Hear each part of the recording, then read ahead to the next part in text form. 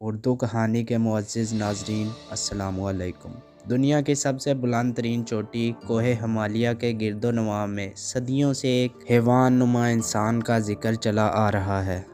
یہ انسان کہانیوں کے مطابق 6 فٹ سے زیادہ لمبا ہوتا ہے اور اس کے جسم پر گھنے بال ہیں۔ یہ انسان کی طرح 2 ہی ہاتھوں اور 2 ہی پیروں سے چلتا ہے اور اس کی مضبوط لمبی ٹانگیں کمان کی طرح ہلکی سی ترچھی ہوتی ہیں۔ اس کا چہرہ بھی انسان سے مشابہ بتایا جاتا ہے، لیکن اس کے قدموں کے نشانات عام انسانی قدموں سے بہت بڑے ہوتے ہیں۔ نیپال کے مقامی لوگ اسے اپنی زبان میں یٹی کہتے ہیں۔ اس ویڈیو میں آپ جانیں گے کہ یٹی اصل میں کوئی حقیقت ہے یا پھر یہ کوئی داستان ہے جو برفانی علاقوں میں رہنے والے بزرگ صدیوں سے اپنی نسلوں کو سناتے چلے آئے ہیں۔ 29 اپریل 2019 کو ہندوستانی فوج کے آفیشیل اکاؤنٹ سے ایک ٹویٹ کی گئی۔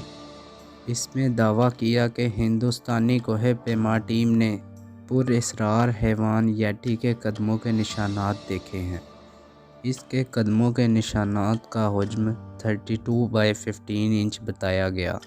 اس ٹویٹ میں یہ بھی بتایا گیا کہ یہ برفانی انسان کے قدموں کے نشانات 9 اپریل کو مکالو بیس کیمپ کے نزدیک دیکھے گئے تھے۔ انڈین آرمی نے فوری طور پر ان فٹ سٹیپس کی تصاویر لی اور انہیں اپنے کیمروں میں محفوظ کر لیا، اور انڈین آرمی کی جانب سے یہ دعویٰ کیا گیا کہ یٹی کے قدموں کے نشانات ہیں۔ کچھ لوگوں نے اس کی تعریف کی، لیکن زیادہ تر نے اس پر شکوک و شبہات کا اظہار کیا۔ کچھ زندہ دل لوگوں نے تو اس کا مذاق بھی اڑایا اور کہا کہ فوج کا ٹویٹر اکاؤنٹ ہیک ہو گیا ہے۔ اس خبر کے بعد لوگوں کا رد عمل بہرحال کچھ بھی تھا، لیکن یٹی پھر سے نظروں میں آ گیا تھا اور موضوع بحث بن گیا۔ برفانی انسان کے بارے میں سب سے پہلے چہمگوئیاں کب ہونا شروع ہوئی؟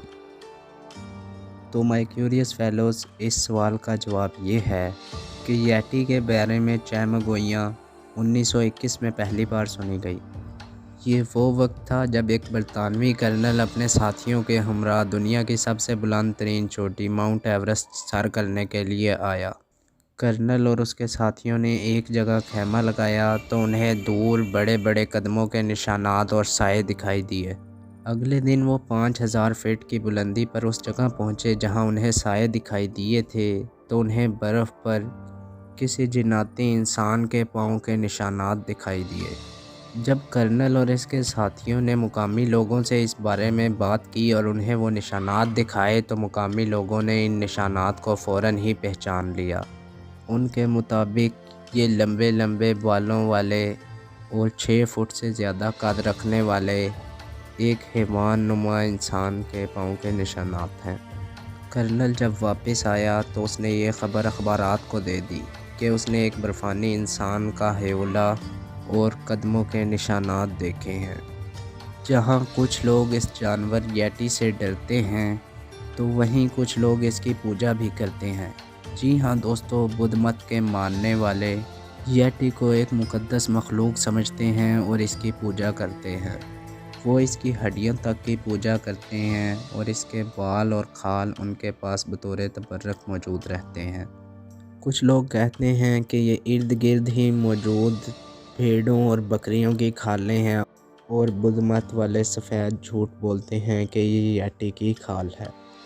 تو ناظرین، بدھ مت والے اس کا دفاع یوں کرتے ہیں کہ ان کے نزدیک یہ جانور کسی بد فطرت شخص کو کبھی نظر ہی نہیں آتا اور اسے صرف شریف النفس اور نیک لوگ ہی دیکھ پاتے ہیں۔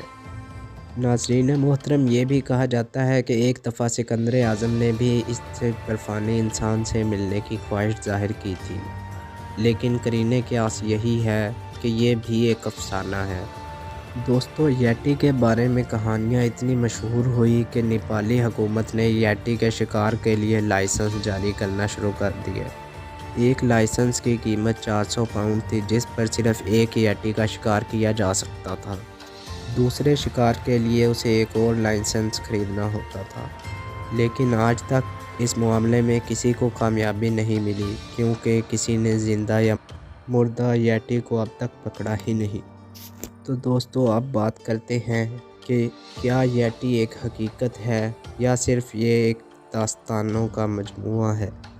तो नाज़रीन, साइंसदान इस बारे में कहते हैं कि ये भूरे रीछ की एक किस्म है। साइंसदानों के मुताबिक लोगों में येटी के बारे में जानने के लिए तशवीश इसलिए पैदा हुई कि इसका ताल्लुक़ सफ़ेद रीछ या भूरे रीछ से जाकर मिलता है, जो कभी कभार अपनी पिछली 2 टांगों पर खड़ा हो जाता है। साइंसदान ये भी कहते हैं कि इसके अंदर सफ़ेद रीछ और भूरे रीछ दोनों की खसूसियात मौजूद हैं। नाज़रीन, येटी के बारे में अब तक कई फ़िल्में भी बनाई जा चुकी हैं। दोस्तों आप भी कमेंट बॉक्स में हमें अपनी राय से ज़रूर आगाह करें कि आपके ख़्याल में येटी कोई हकीकत है या इसका ताल्लुक़ बर्फ़ानी रीछ की किसी किस्म से है।